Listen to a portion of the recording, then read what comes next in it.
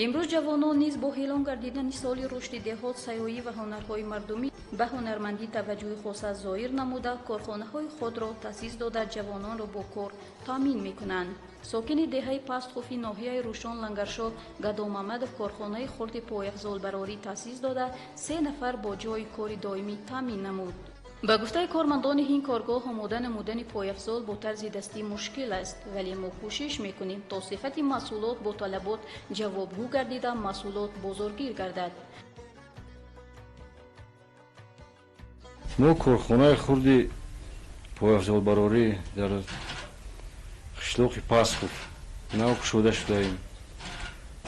با دستگیری فوند رشد آقاخان اوی بسته‌های کاری و مبلغگذاری کرده شده است. محصولات پایافزال براری را ما از شهرهای سوخت و دوشنبه خریداری می‌نماییم و اشیاء خام را هم از همونجا خریداری میکنیم. حالا نو که برآمده ایستاده است 3 پاره 4 پاره یک روز با میتوانیم تیار کردن. وزیره ما برای همه اشیاء رو برای پایافزال مردانه برآورده ایستاده ایم.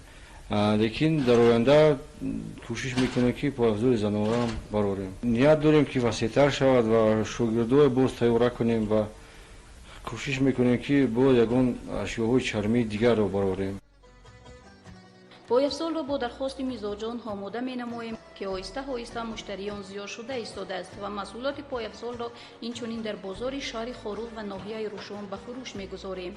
نیت داریم کارخانه را وسیع نماییم و صف کارگران کارخانه را زیاد کنیم و به همین وسیله محصولات بیشتر را استحصال نماییم. در یک وقت در اینجا محصولات دیگر با استفاده از چرم از قبیل جزدان، کمربند و غیره را نیز استحصال می‌نماییم. این کارگاه می‌تواند در آینده باز فعالیت خوبتری را برآماند و بازار را با پایافزال تامین نمایند.